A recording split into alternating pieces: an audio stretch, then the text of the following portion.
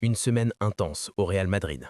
Entre victoires dans le Classico, blessures, excuses publiques et jeunesse impatiente, Xabi Alonso se retrouve face à tous les défis d'un grand entraîneur. Dans cette vidéo, découvrons ensemble comment il a su transformer la tension en force et la pression en puissance collective. Bienvenue dans une nouvelle analyse. Xabi Alonso a débuté sa conférence de presse avec une impression de calme et de contrôle total. Dès les premières minutes, il a insisté sur la dynamique positive que son équipe traverse depuis le début de la saison. Pour lui, la première semaine a été très positive, marquée par des victoires convaincantes et un état d'esprit exemplaire dans le vestiaire. Cependant, il a immédiatement tempéré l'enthousiasme en affirmant qu'une nouvelle semaine exigeante s'annonçait, notamment avec 2 matchs de championnat et un rendez-vous crucial en Ligue des Champions. L'entraîneur espagnol a mis en avant la nécessité de maintenir la rigueur et la concentration à chaque instant. Nous voulons terminer cette série sur une note positive, a-t-il déclaré, rappelant que le Real Madrid n'a pas le luxe de se relâcher, même après une grande victoire. Cette mentalité de constance est typique d'un entraîneur perfectionniste, qui veut que son équipe reste affamée et disciplinée. Il ne s'agit pas seulement de gagner des matchs, mais de construire une mentalité capable de résister à la pression des grandes compétitions. Face à Valence, Xabi Alonso sait que le défi sera à la fois physique et mental. L'équipe adverse est connue pour son intensité et sa capacité à surprendre, surtout dans les moments où elle est sous-estimée. C'est pourquoi le coach insiste sur la préparation mentale. Ce genre de match teste notre maturité. Il veut que chaque joueur aborde la rencontre avec le même sérieux que face à Barcelone ou en Ligue des Champions. C'est là que se joue la différence entre un bon Real Madrid et un Real champion. Enfin, Alonso a tenu à souligner l'importance du collectif dans cette phase du calendrier. Selon lui, chaque joueur doit se sentir impliqué, même ceux qui jouent moins. Tout le monde a un rôle à jouer, a-t-il expliqué. Une phrase qui reflète parfaitement sa philosophie de rotation et de gestion d'effectifs. En résumé, cette première semaine réussie n'est qu'une étape. Ce qui compte vraiment, c'est la capacité de l'équipe à répéter ses performances match après match avec la même intensité et le même engagement. L'un des moments les plus attendus de la conférence concernait le cas Vinicius Junior, récemment au centre d'une polémique interne. Interrogé sur le comportement de son joueur, Xabi Alonso a voulu calmer les esprits. L'affaire est close. Selon lui, une réunion a eu lieu mercredi avec tout le groupe, et Vinicius a été impeccable. Il a parlé avec sincérité, avec le cœur, et a montré qu'il avait compris l'importance de l'unité au sein de l'équipe. Ce ton apaisé contraste fortement avec les tensions qui circulaient dans la presse quelques jours plus tôt. Certains journalistes ont néanmoins soulevé un détail. Dans son communiqué public, Vinicius a cité tout le monde sauf Alonso. Sur ce point, le coach a répondu avec une grande élégance. Il a déclaré qu'il ne s'agissait pas d'un oubli important, mais d'un simple détail de forme. Il a parlé avec son cœur, et c'est tout ce qui compte, insistait Alonso, refusant de nourrir la polémique. Ce positionnement démontre son intelligence émotionnelle et sa capacité à désamorcer les conflits internes avant qu'ils ne prennent de l'ampleur. Le message qu'il envoie à travers cette réponse est clair. L'harmonie du vestiaire passe avant l'ego personnel. Alonso sait que le Real Madrid est un club sous haute tension médiatique, où chaque mot peut être amplifié. En affichant du calme et de la compréhension, il protège non seulement Vinicius, mais aussi l'équilibre collectif. Il montre qu'il est un entraîneur de valeur, capable d'écouter, de pardonner et surtout de tourner la page rapidement pour aller de l'avant. Enfin, il a tenu à souligner l'importance de la victoire du Real Madrid face au FC Barcelone. Alonso a livré une véritable leçon de lucidité tactique. Il a expliqué calmement ses choix, notamment le choix d'avoir titularisé Eduardo Camavinga dans un rôle stratégique inhabituel. Pour lui, il ne s'agissait pas d'une simple expérimentation, mais d'une décision mûrement réfléchie, fondée sur les forces de l'adversaire et sur les besoins du moment. Alonso a souligné que ce genre de pari tactique exige du courage et une grande confiance envers ses joueurs. Le technicien espagnol a rappelé que le football moderne repose sur l'adaptation constante. Chaque match impose une lecture différente. Et face à une équipe comme Barcelone, il fallait trouver un équilibre entre intensité, pressing et transition rapide. Camavinga, selon Alonso, représentait l'atout idéal pour casser les lignes et surprendre les Catalans. Ce choix s'imposait naturellement et cela a très bien fonctionné, a-t-il affirmé avec satisfaction. Ce commentaire en dit long sur sa capacité à anticiper les scénarios de jeu et à ajuster son plan selon le contexte. Mais au-delà du terrain, Alonso insistait sur l'impact psychologique d'un classico bien géré. Gagner un match de cette envergure, selon lui, n'est pas seulement une question de tactique, c'est une question d'état d'esprit. Il a salué la discipline et la maturité de ses joueurs qui ont su garder leur sang-froid face à la pression et à l'atmosphère électrique du Camp Nou. C'est sur ce type de performance qu'une équipe construit sa force morale. En d'autres termes, ce Real Madrid apprend à dominer sans paniquer, à gagner sans se disperser. Enfin, Alonso a conclu ce passage avec une phrase pleine de sens. Le Classico nous donne des indications pour l'avenir. Cette victoire n'est donc pas vue comme une fin en soi, mais comme une étape dans un processus d'évolution tactique. Chaque grand match devient pour lui une étude de cas, une opportunité d'affiner la mécanique collective.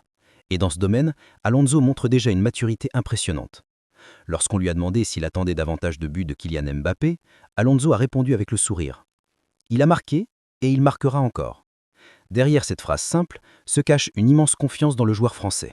Pour Alonso, Mbappé incarne à la fois la puissance, la constance et la responsabilité.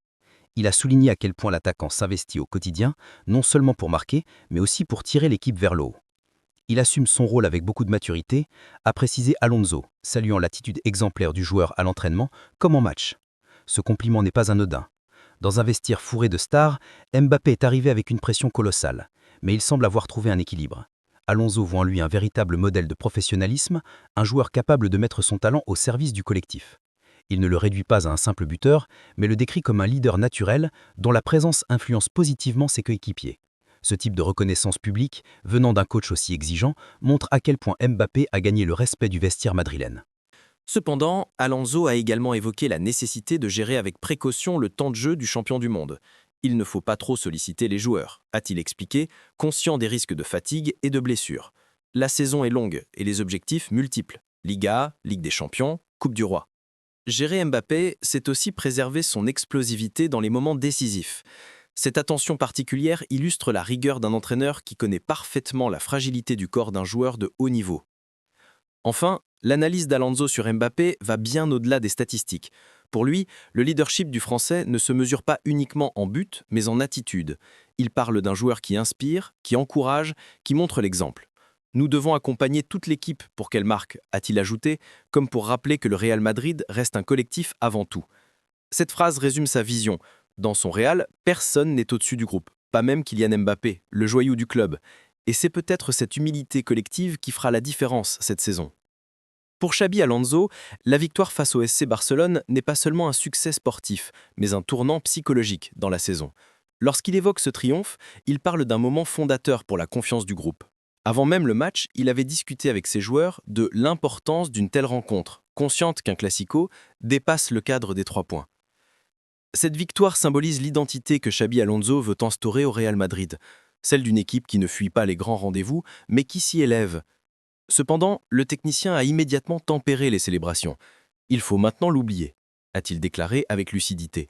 Cette phrase, simple en apparence, résume toute sa philosophie. Savourer, mais ne jamais se satisfaire. Dans son esprit, le Classico n'était qu'une étape dans une longue route vers la stabilité et la domination. Une grande victoire mal digérée peut parfois conduire à un relâchement dangereux. Alonso veut donc éviter cet écueil en gardant ses joueurs mentalement concentrés sur la suite du calendrier, à commencer par Valence. Le coach espagnol a insisté sur un point crucial, la préparation. Selon lui, c'est dans les détails du travail quotidien que se construisent les grandes équipes. Si nous relâchons un peu notre préparation, nous perdrons des points, a-t-il averti. Ce message est un rappel à l'humilité, une valeur qu'il essaye de transmettre à un vestiaire plein de stars. Dans son discours, on sent la volonté d'imposer une culture de discipline où chaque entraînement, chaque déplacement, chaque minute sur le terrain compte. Enfin, Alonso a terminé ce sujet sur une note de responsabilité collective. Il sait que ses joueurs sont désormais sous les projecteurs après une telle performance, mais il veut que cette lumière serve à renforcer leur exigence plutôt qu'à flatter leur ego. Nous ne voulons pas que cela arrive, a-t-il répété, en parlant d'un éventuel relâchement. Ce ton mesuré montre la force tranquille du coach. Il ne s'enflamme jamais, mais il avance avec une rigueur de champion. C'est cette mentalité, entre ambition et prudence, qui peut ramener le Real Madrid au sommet de l'Europe. Quand on lui demande comment il gère un vestiaire rempli de stars et d'égos, Xabi Alonso répond sans détour, en restant moi-même. Cette réponse, d'une simplicité désarmante, révèle pourtant une philosophie profonde. Pour lui, l'authenticité est la clé du leadership. Il refuse de jouer un rôle, de surjouer l'autorité ou de masquer la réalité. Ce qu'il veut avant tout, c'est créer un climat de confiance, où les joueurs se sentent compris, respectés et responsabilisés. Dans un club comme le Real Madrid, cette approche humaine est précieuse. Le technicien basque explique que la sincérité est une force. Le plus important est d'être authentique, de ne pas enjoliver les choses. Autrement dit, Alonso préfère dire la vérité, même quand elle dérange, plutôt que de flatter. Cette transparence lui permet d'établir des relations solides avec ses joueurs. Il veut qu'ils sachent que chaque décision, même difficile, est prise pour le bien de l'équipe.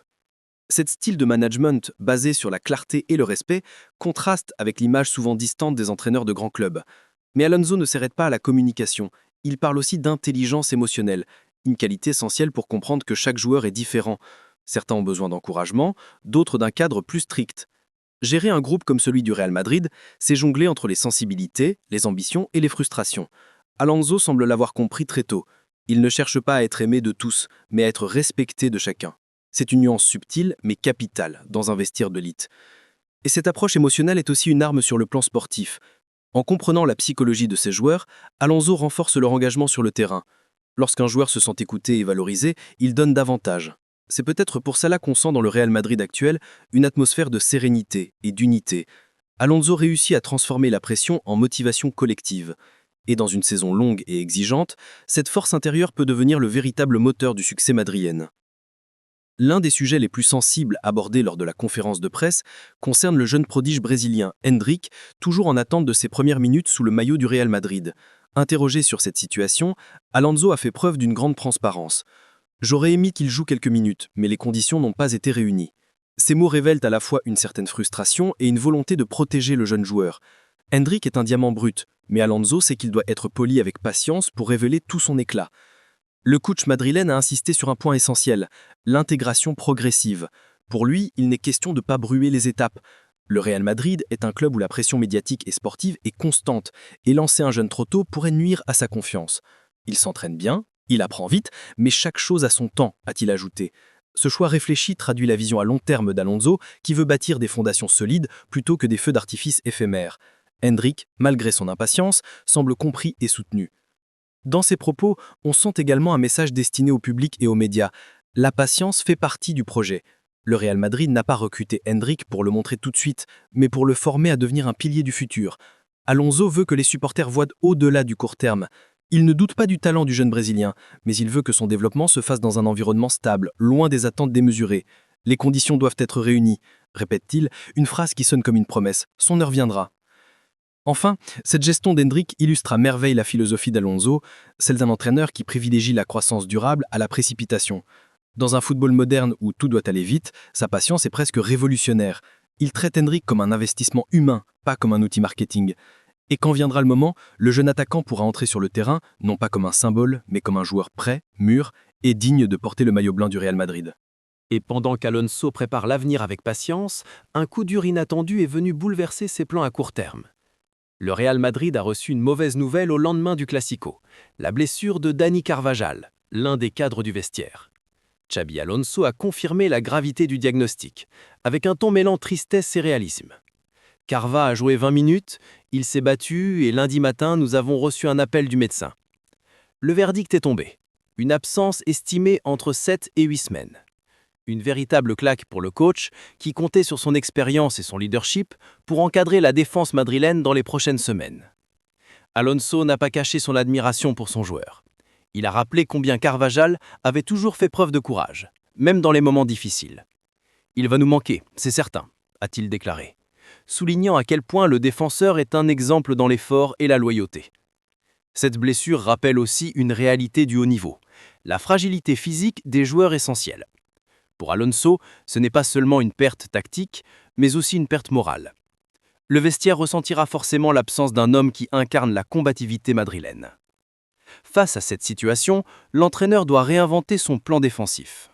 Il a évoqué la possibilité de repositionner Fede Valverde au poste d'arrière droit, en attendant que Trent Alexander-Arnold s'adapte pleinement au système.